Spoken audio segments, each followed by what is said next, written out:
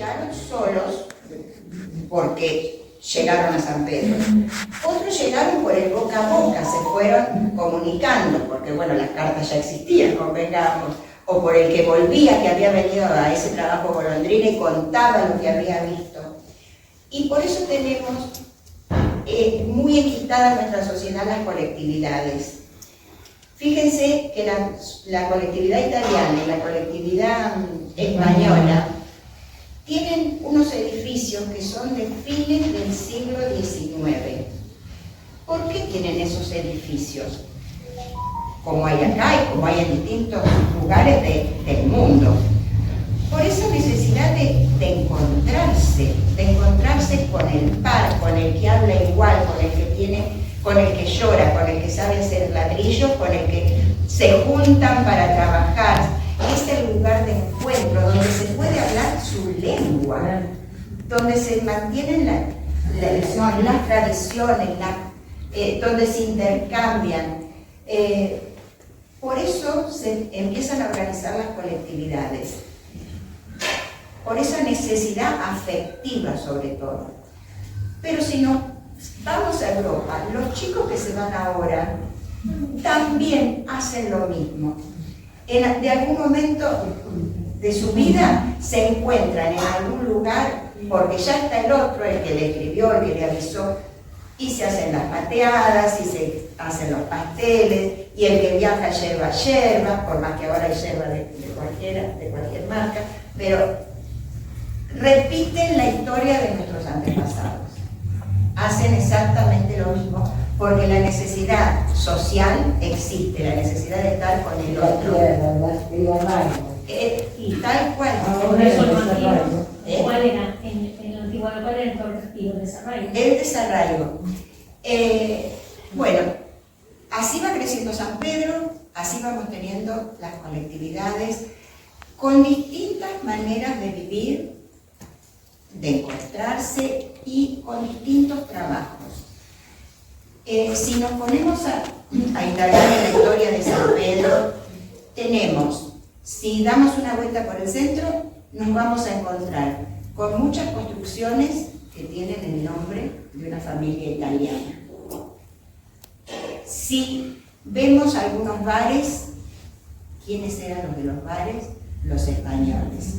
Si nos vamos a los viveros, tenemos a los mallorquines. Si nos vamos a los montes, tenemos mallorquines, tenemos españoles, tenemos algunos irlandeses.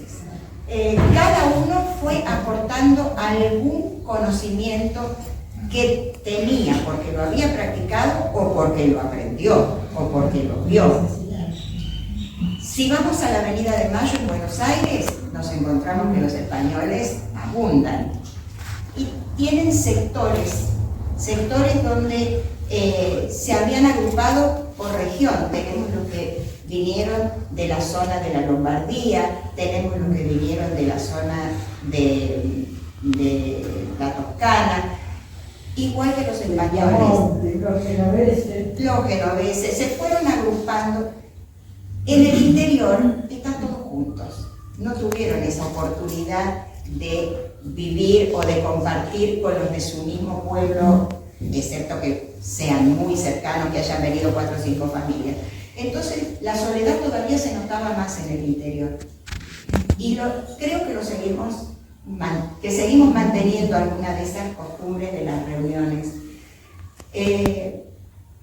Tenemos un idioma, un español, un castellano, que si lo analizamos es ya más argentino que castellano o español, porque se fueron mezclando las lenguas, cada uno fue adaptando el vocabulario.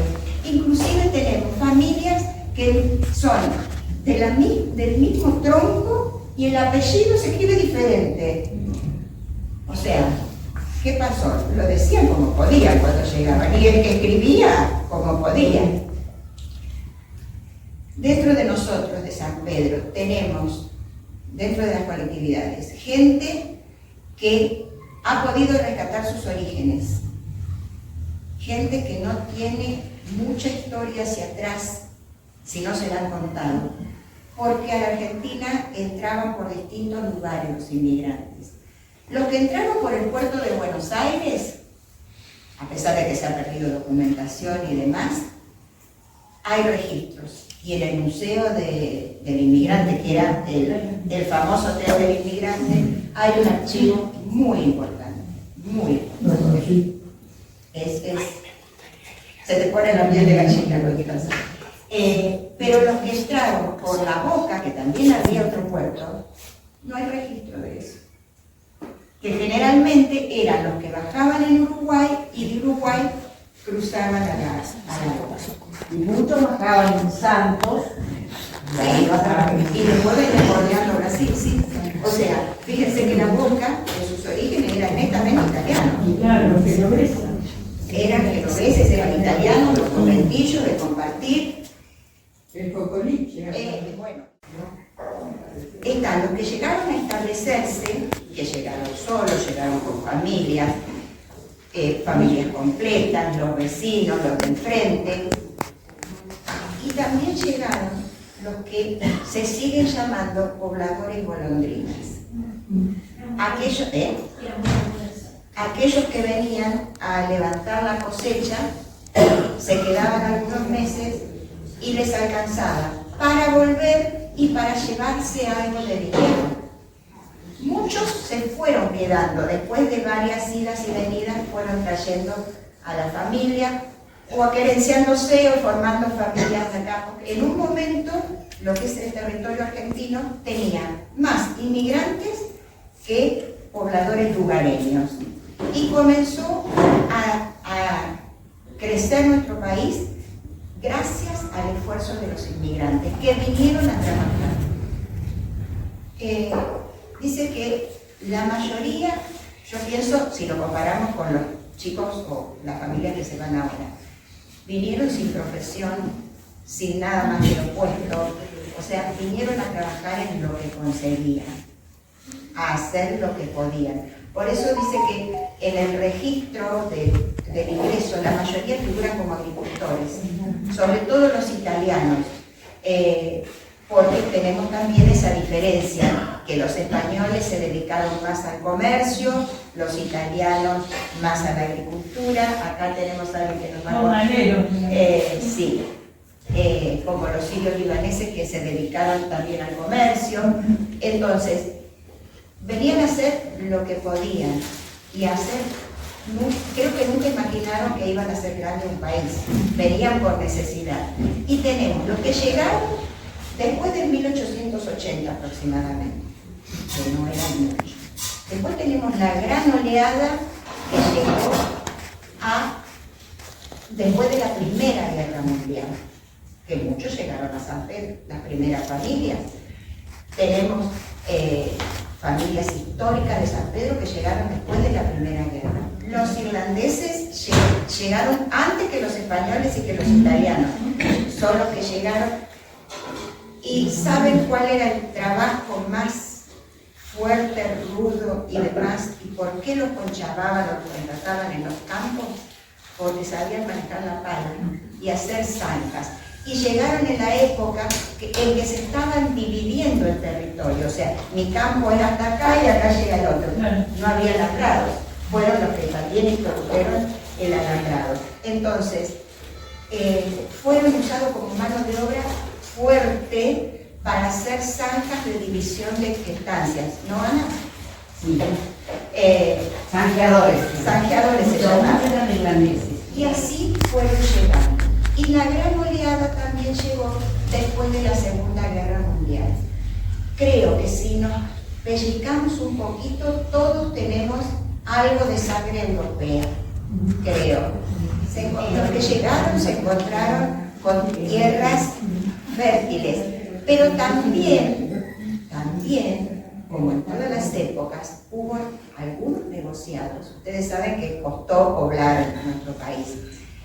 Y que a muchos inmigrantes que llegaron con dinero les ofrecieron tierras que nunca habían sido trabajadas. Como no las conocían, no sabían y demás, las compraron, pero lograron salir adelante. O sea, a esfuerzo, como fuere, pero no se volvían, pero también fueron estafados. Y hay algo que siempre lo escuchamos y que lo leemos, de que el gaucho, el criollo, era que lo único que salía era tomar mate, estar sentado en el rancho.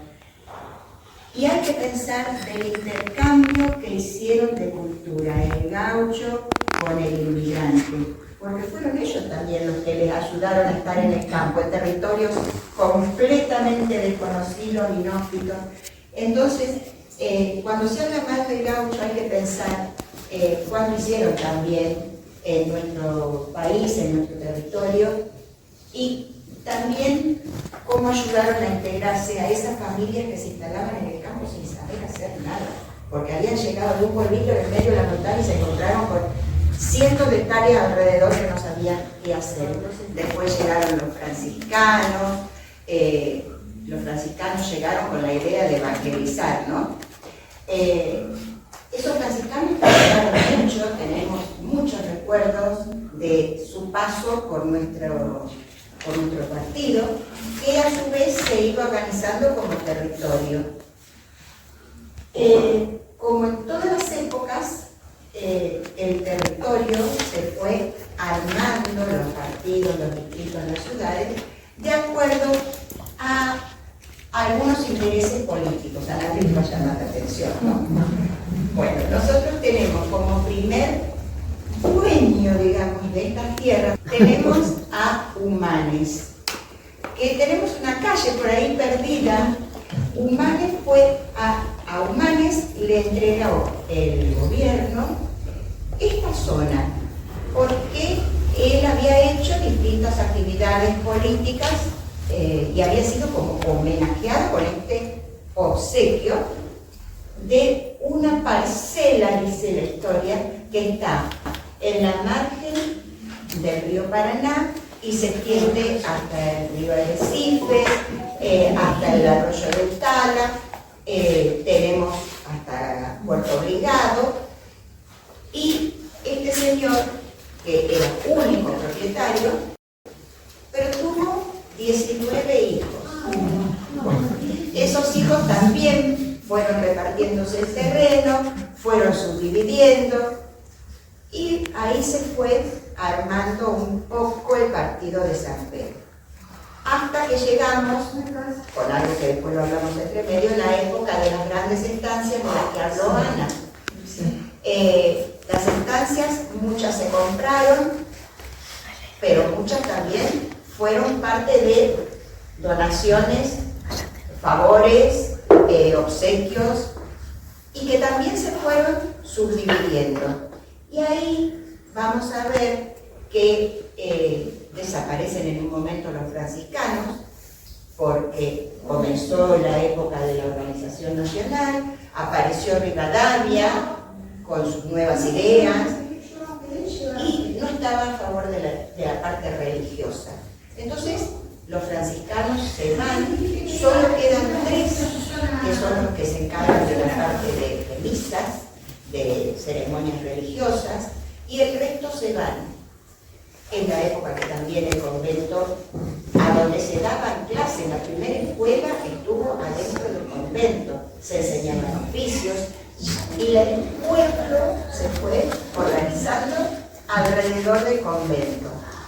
Esos frailes quedaron, sabemos que fue alumno de ahí, nuestro querido prócer, Fray Cayetano José Rodríguez, fue alumno de esa escuela, sus primeras letras, y así comenzó a surgir el poblado de San Pedro. A San Pedro, por distintas situaciones, fueron llegando. Primero esos españoles, aventureros que venían en las expediciones, se fueron quedando, se fueron afianzando, y después comenzaron, sí, las grandes olas inmigratorias. Al tener otro vuelo, digamos, se iba a perder la identidad. Creo que hay algunas ciudades, pueblos turísticos sobre todo, que siguen manteniendo las calles de tierra, que no quieren el pavimento, que no quieren determinados avances porque van a perder su su identidad. Bueno, acá pasó exactamente lo mismo. Fue bastante complicado ese tema de la declaración en el 1907. San Pedro venía creciendo, la ciudad, en esta zona, o sea, ya teníamos, habíamos tenido el convento, teníamos ya el municipio, estaba surgiendo la iglesia, y como todos los pueblos van creciendo alrededor de la parte política, digamos, política religiosa. Y así tenemos trazado un cuadriculado más o menos derecho, cómo se fue extendiendo la ciudad. Seguimos teniendo una importante zona agrícola. Vemos que había una parte solidaria tan importante que creo que la hemos perdido. O sea, tenían todo pensado, porque tanto la sociedad española como la sociedad italiana tienen panteón en el cementerio. O sea, pensaban desde el nacimiento hasta dónde llevar a sus muertos.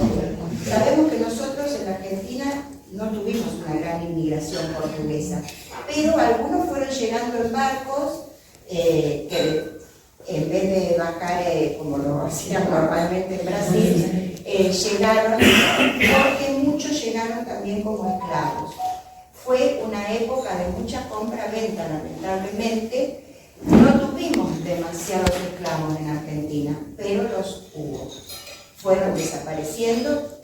Tuvimos, por suerte, la asamblea del año 13 que hizo la abolición, pero bueno, los tuvimos. Llegaban comprados. Y mezclados con esos negros también llegaron muy pocos portugueses. Y si piensan, familias de origen portugués en San Pedro, creo que debe quedar una o dos, no más. No sé si conocen, aporten ideas, yo más no conozco.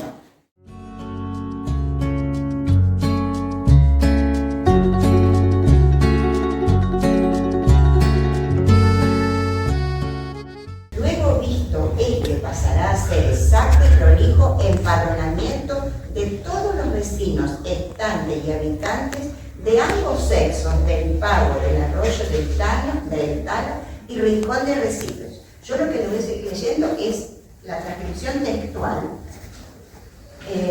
separados de uno de otro, que así está mandado por acuerdo del tren de corriente con toda claridad y distinción, expresado el nombre, apellido, edad, naturaleza y ejercicio de que se mantiene cada uno. Las personas que tienen de familias, mujer, hijos, criados, esclavos o libres, huéspedes o agregados en la misma distinción, si la casa que habita son propias o arrendadas, incluyendo generalmente casados, solteros, residentes de espacio y forasteros que se hayan de ir breve, y también los desertores de la colonia y los extranjeros. Los aventaja con la distinción necesaria y señala al margen. O sea, miren qué censo, ¿no? Igual que hacemos ahora. Lo cual ejecutará previamente y lo remitirá dentro de 4 días de convenir, así a la buena administración de justicia y tenerlo mandado al ilustre cabildo de orden del señor gobernador, el capitán de la provincia del Río de la Plata, José Luis de Arellano. Y ahora les voy a leer solo uno de esos textos que me causó tanta gracia la descripción. O sea, han ido a la casa de Felipe Romano. Tiene 44 años, su mujer María Peralta de 28. Tiene hijo, Juan José de 16, Francisco Javier de 14, Esteban de 7, otro Francisco de 1 mes, un hijo huérfano. San Pedro se fue poblando, inmigrantes que llegaron. Según los historiadores, en algún puerto de Europa había carteles promocionando San Pedro. En el hotel de los inmigrantes, cuando llegaban, también había referentes de San Pedro. También había, volvemos al comercio, gente que se ocupaba, así como ahora vieron los chicos que viajan a sacar la ciudadanía a Europa, había argentinos que viajaban a buscar gente a Europa y les ofrecían venir al paraíso. Obviamente, de paraíso no había nada, pero sí había comida. Entonces, fue un ir y venir. Hablábamos del Hotel de los Inmigrantes, sabemos lo que representó. ¿Vos estuviste en el Hotel de los Inmigrantes? Bueno, ahora después nos contás. Porque tengo acá unos inmigrantes. Visité, no entré ahí. Vamos a esperar que no. Bueno, después nos contás. San Pedro también tuvo su Hotel de Inmigrantes. Estaba frente a la estación y que después pasó a tener habitaciones. Claro, exacto. Y hasta que llegó el tren en una época era el lugar donde dormían los guardas. Bueno, eso funcionaba. Hola Pepi, buenas tardes. Hola. Eso funcionaba, o sea, fue nuestro hotel de los inmigrantes. O sea, exacto. Muchos llegaban y era, a pesar de que ya habían elegido venir a este lugar, pero hasta que se ubicaban y los iban a buscar y demás, paraban en el Hotel de los Inmigrantes sanpedrinos. Tenemos ese, que bueno, fue de la familia Garavaglia, fue rotando de dueño en dueño. Y vos, Alina, hablás del almacén de Gallá. Sí. Bueno, acá tenemos a una de las dueñas del almacén de Gallá, en la ruta, allá en el cruce, claro. Que es una zona así donde había muchos mallorquines. Era un lugar era un lugar de encuentro. Bueno, seguimos con los inmigrantes.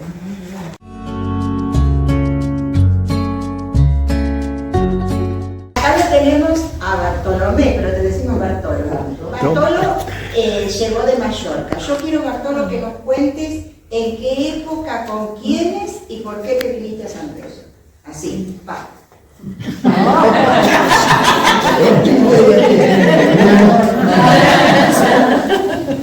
Bueno, en el año 49, 1949, en el barco Tucumán. 75. Casualmente, una vez hablando con Como Diego yo. Peluso, ellos vinieron con el mismo barco, pero que el barco salía o de Italia o de España. Y en el viaje de Italia vinieron con él. ¿En el mismo año? En el mismo año. Sí.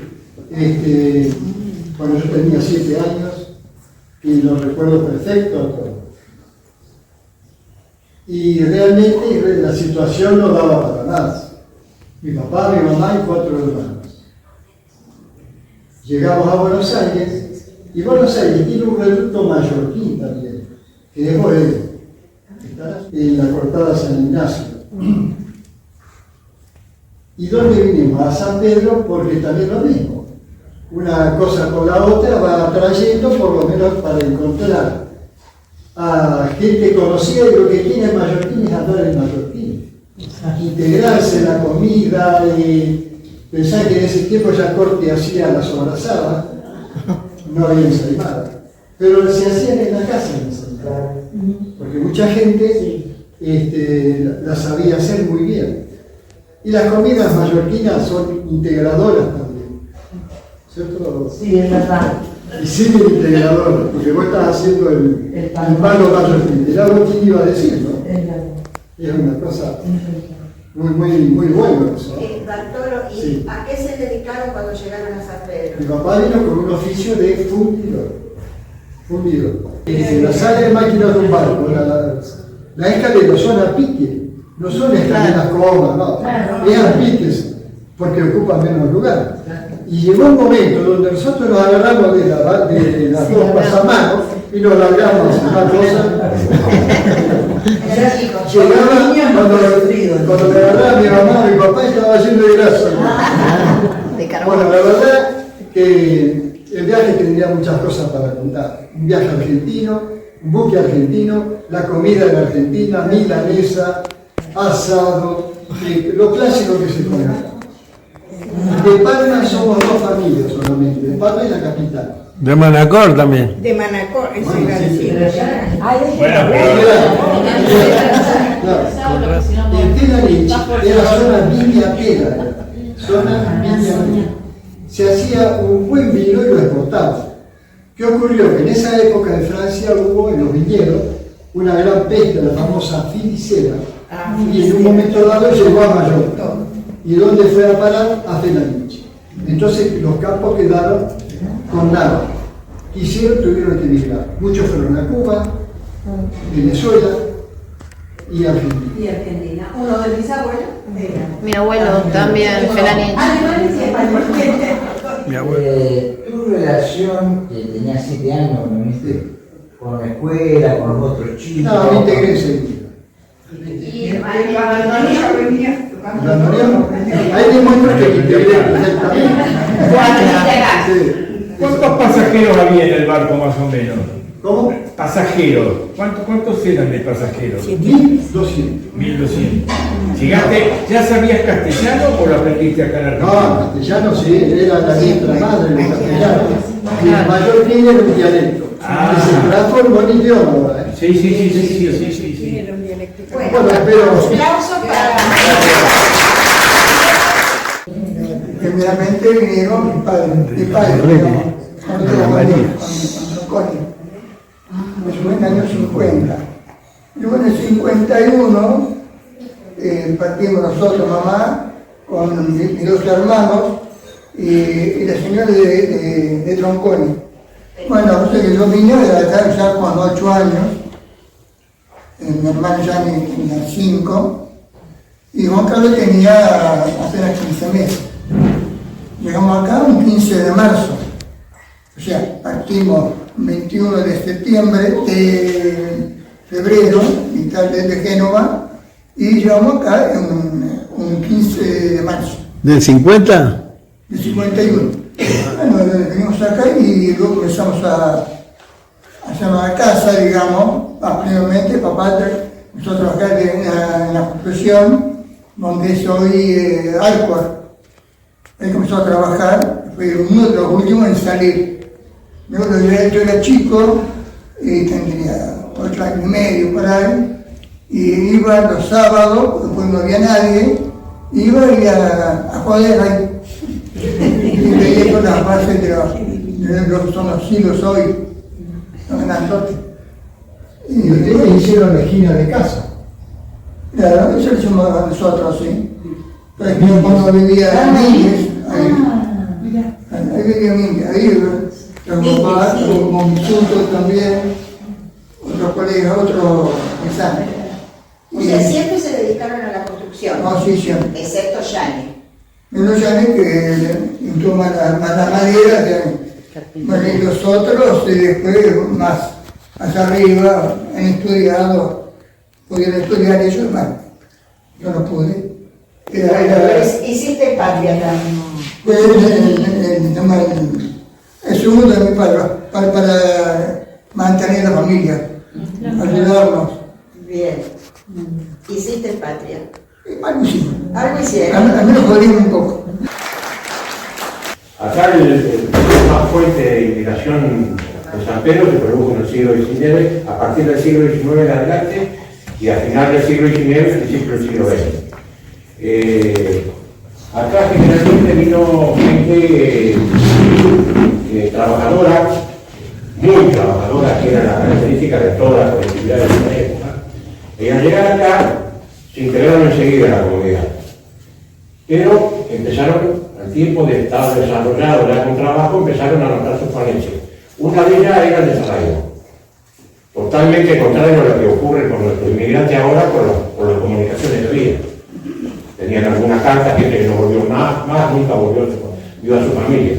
Entonces tenían una necesidad de integrarse. Entonces fue donde a raíz de eso empezaron a asociarse y a crear las distintas asociaciones. El caso de italianos, en el caso que yo me refiero a los españoles, el 13 de febrero de 1875, hace 150 años, un grupo de 62 españoles se juntaron y decidieron crear la Sociedad Española de Socorro Mutuo. El primer motivo, para ofrecer una ayuda orgánica a los inmigrantes que venían, porque antes eran esfuerzos personales, venía un pariente y les ayudaba. Entonces se nuclearon en la asociación y hacían una ayuda más orgánica. Conseguido eso, pensaron la otra falencia, el desarraigo. Tenían que tener un lugar físico donde desarrollar su cultura. Y entonces ahí fue donde empezaron a construir la sede española y la sede donde ahora es Barbusti, y ahí se juntaban a desarrollar sus actividades culturales, las verbenas y todo eso. Con el pasar del tiempo eso se divertió un poco porque como se fue integrando a la sociedad, a distintas comunidades, y ahí donde surge la penetración de los españoles y su arraigo con la cultura nativa, donde rompieron una palabra que tiene mucha vigencia, que es la grieta, y dejaron de ser inmigrantes y nativos para ser criollos.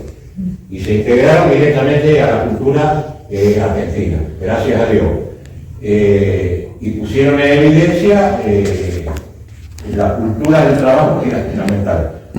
Y se adecuaron perfectamente y se integraron directamente, por eso se habla del crisol de raza, porque el mérito más grande fue integrarse entre todas las colectividades. La prueba está que no hay, como dijiste vos, no hay ninguno que no tenga la raíz, una gotita de sangre. una gotita de sangre, y después se cruzaron, ahí son ahora todos parientes de todos. Hoy en día, y la colectividad siguió creciendo, y en el caso particular de la Asociación Española, sufrió una integración de la colectividad de San Pedro de zonas distintas. Como España es un conjunto de sociedades, porque de acuerdo a las distintas conquistas que hubo, hay una similitud, poca similitud entre una zona y otra. Entonces hay distintas colectividades que acá se desarrollaron para bien. En vez de debilitar, fortalecieron la comunidad española, como es la agrupación Mallorca y la recientemente Catalá, que engrandece la colectividad española.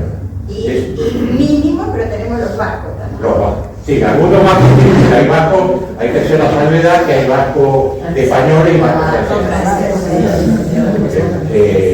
El País Vasco estaba dividido por los Pirineos y hay gente que eso es un tema de política interna de España, que demasiado problema tienen los españoles. Hay que ver los debates parlamentarios para que vean. Y eso es todo, y muchas gracias por la invitación. ¿Qué nos va a decir Mónica? Pertenezco a la colectividad vasca. El País Vasco es una nación sin Estado.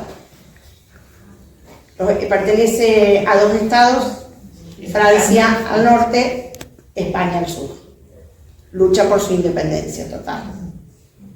Por eso nos enojamos y los vascos decimos que no somos ni españoles ni franceses, somos vascos.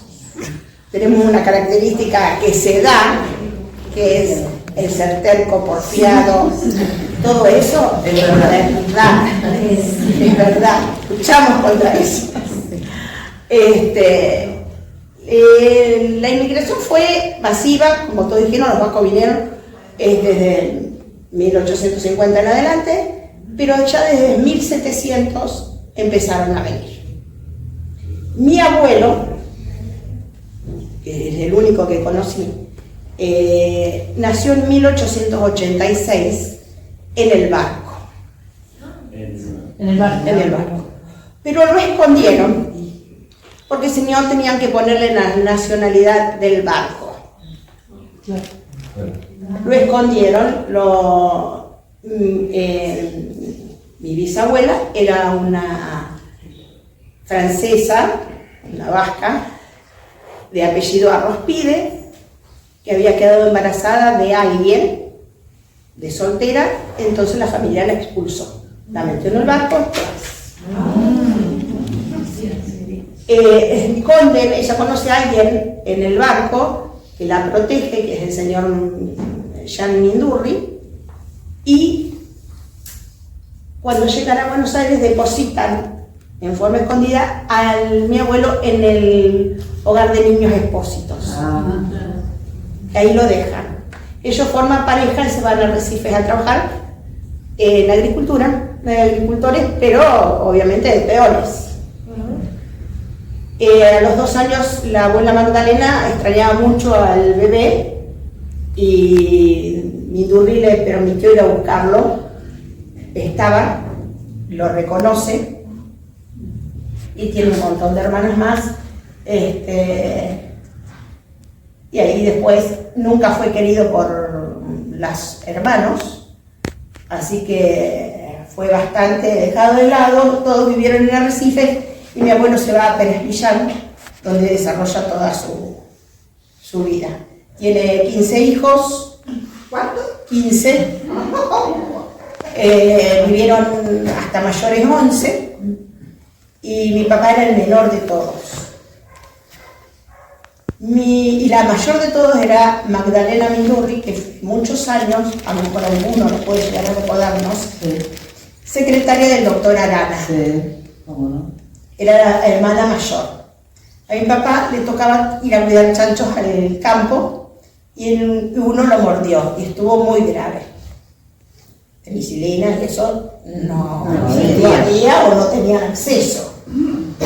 Entonces mi tía lo trae a San Pedro y lo cría ella acá y por eso quedamos en San Pedro. La inmigración se dio por dos motivos fundamentales. Por el tipo de sociedad que había, que le daba todo el hijo mayor.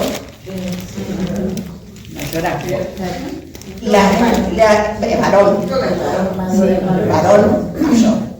Las hijas al convento o se casaban con alguien, con un primogénito para tener algo, o se tenían que ir y ver de qué manera podían sobrevivir. Y las guerras carlistas. Después de la guerra, la pobreza era impresionante. Estamos hablando mucho antes de la guerra, de la primera guerra y eso. Entonces se venía. Mi abuelo y mi abuela me contaban cuentos cuando iba a verlos. Yo no sabía de qué se trataba, lindos cuentos hermosos que yo nunca había escuchado. Uno de ellos era de Piricutito y Piricutaca y otra de El Carbonero. Cuentos lindos, infantiles, lindos, ahora uno los analiza y no eran tan lindos.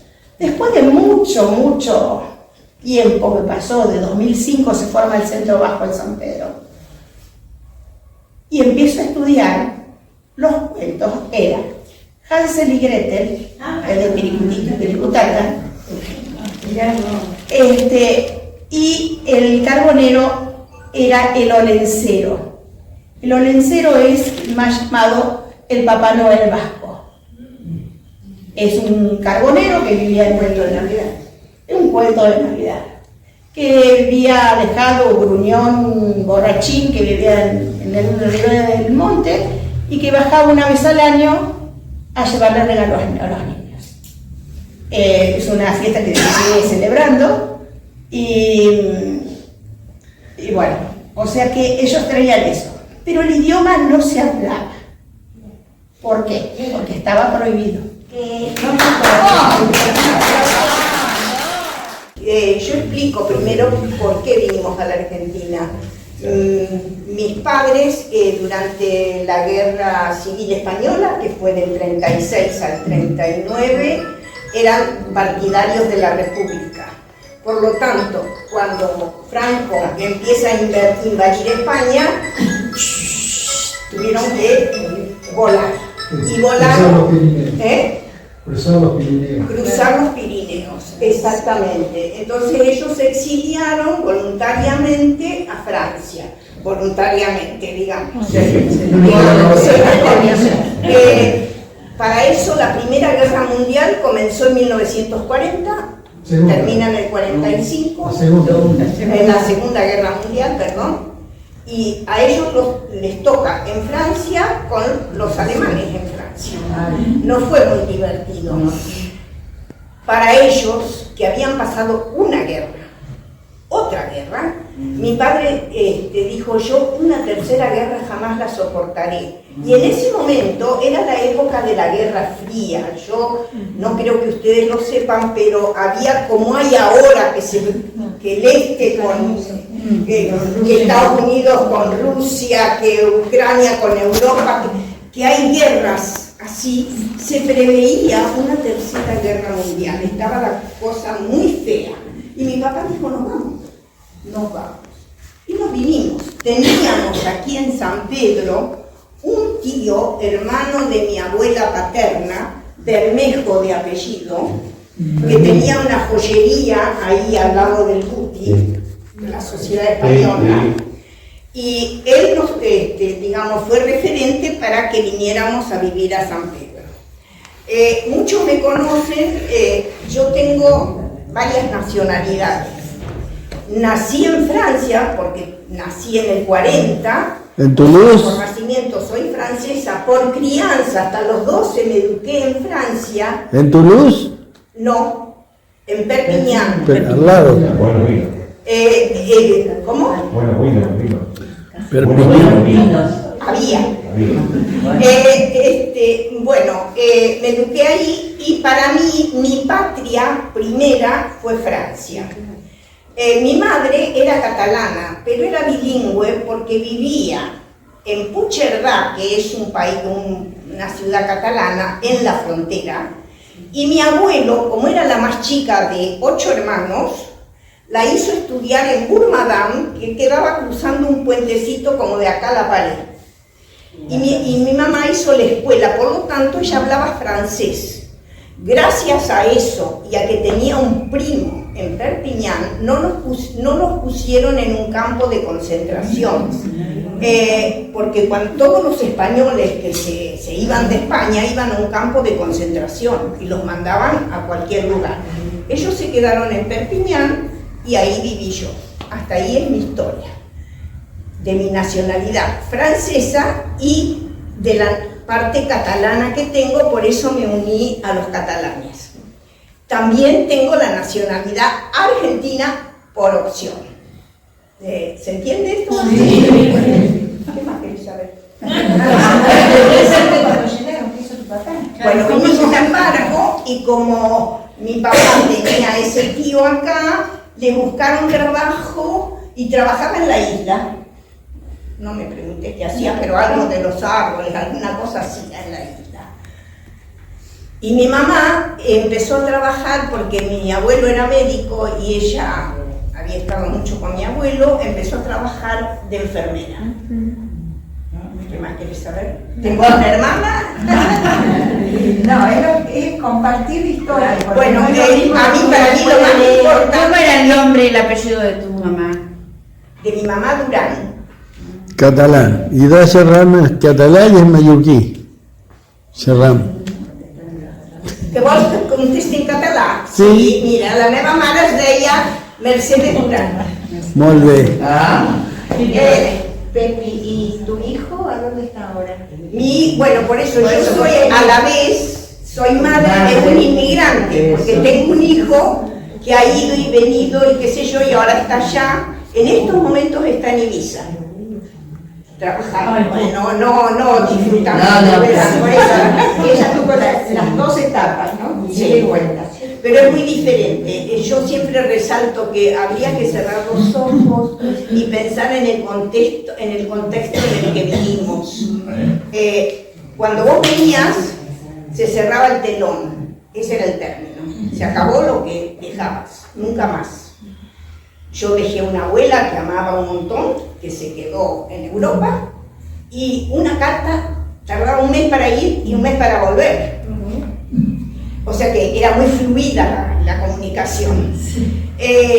Se cortaba todo, vos sabías que no ibas a volver, porque en esa época, en 1952, mitad del siglo XIX, XX, vos no pensabas que iba a haber esa tecnología que tenemos ahora. No se pensaba, entonces vos cortabas. Yo tuve la suerte de poder volver. Cuando yo volví a Francia, volví primero al lugarcito que mi corazón pedía, que era patria y volví a Francia, fue una cosa como que veían aparecer, qué sé yo, decía, no iba a venir más, ¿quién es esta? Así como una cosa rarísima. Bueno, después se convirtió en algo muy fluido, todos los inmigrantes viajan y se ven y no hay problema. Pero el llegar es una impresión muy... ¿Y el viaje cómo lo hiciste? El viaje lo hicimos en barco, llegamos a Buenos Aires, en un barco que se llamaba Cises, que era genovés, lleno de inmigrantes italianos. Mi tía con una T, mi abuelo con una T y una E, o sea, y allá en el Líbano es con H. Pero bueno, ahí no. ¿Y allá qué hablan? ¿Árabe? Es un dialecto, el libanés es un dialecto del árabe. Y ahora con el tema de Israel, que está siendo atacado, ¿tu familia está bien o...? Ahí siempre hay peligro, inclusive cuando... Lo atacó el Líbano. Pero ellos están tan acostumbrados, yo creí que era trueno y me decían no, estábamos bombardeando, Los libaneses eran que tiraban. estábamos en Caná, donde se celebraban las bodas de Caná, y bueno, y a 20 kilómetros estaba bombardeando Israel, pero ellos no están acostumbrados. ¿De qué ciudad más cercana era tu abuelo? Mi abuelo era de Ir el Hamad, es una ciudad muy cercana a Siria. Es un valle, el único valle que hay gigante en el Líbano. El Líbano es la mitad de la provincia de Tucumán. Decime, cerca de Damasco. ¿Pobreza como se ve ahí ahora con el tema de la franja de gas y todo? En el Líbano no hay pobreza, hay muchos inmigrantes. Hay 2 millones de sirios que se agregaron, después hay muchos palestinos. Y el problema que hay es musulmanes y católicos. El musulmán tiene 3 o 4 mujeres y 5 o 6 hijos con cada una. Los ayuda el gobierno y viven como más amontonados, digamos. El católico, que como que tiene otras costumbres, una sola esposa, 2 hijos, 3 nada más, muy parecida a la nuestra. Ahora se han ido todas. Están en Australia, hay en Canadá, tengo en París, recibidas, muchos de mis primos han emigrado. Bueno, otra historia, otro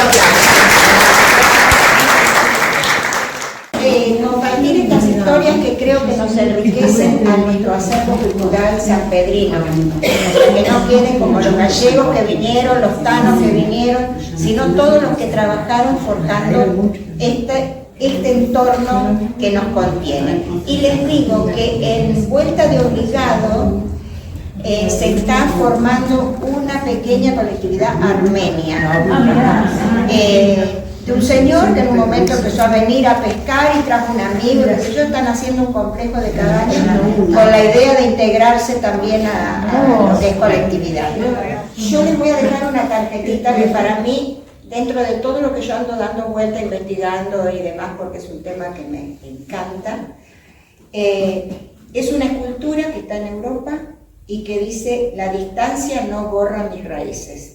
Así que les voy a entregar una a cada uno. Y con esto les agradezco infinitamente. Muy buena idea.